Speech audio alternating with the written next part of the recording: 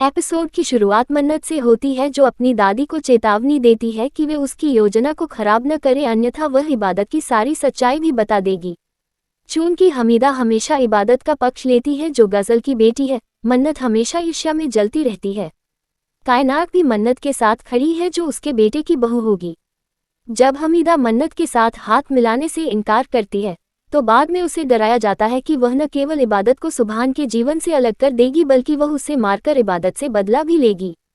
वह उसे सुभान को ये तथ्य बताने की धमकी भी देगी। अगर सुभान को ये सब पता चल गया, तो वह तुरंत इबादत को घर से निकाल देगा।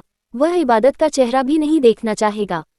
आधी रात को सुभान अपना तकिया और बिस्तर लेकर कमरे से बाहर चला जाता है। दुआ उसे बिस्तर के साथ देखती है और समझ जाती है कि सुभान और इबादत के बीच कोई समस्या है। दुआ उसे सलाह देती है कि वह अपने बीच के विवाद को सुलझा ले, नहीं तो भविष्य में दूरियां बढ़ेंगी। जब सुभान उसके कमरे में वापस आता है, तो इबादत को लगता है कि उसे अपनी गलतियां समझ में आ गई हैं, लेकिन जब सुभान कहता है कि वह उसके साथ नहीं रहना चाहता, तो इबादत फिर से परेशान हो जाती है। अस्पताल में काशिफ सूफी के पैरों की देखभाल करता है जब वह दर्द से जूझता है। काशिफ इस शरारती लड़के के प्रति सहानुभूति दिखाता है।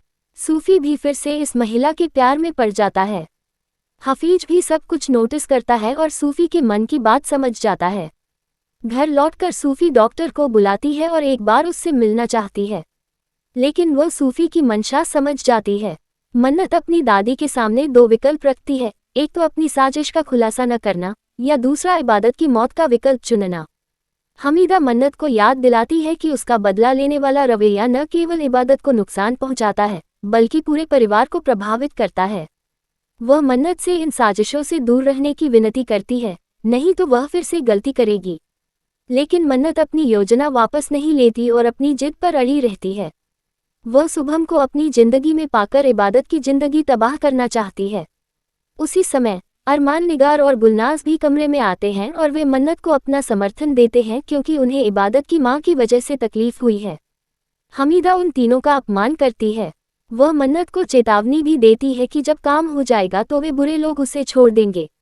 वह फिर से मन्नत से इबादत से बदला लेने का विचार छोड़ने की विनती करती है, लेकिन मन्नत अपने फैसले पर अड़ी रहती है और हमीदा को उसका समर्थन करने के लिए मजबूर करती है।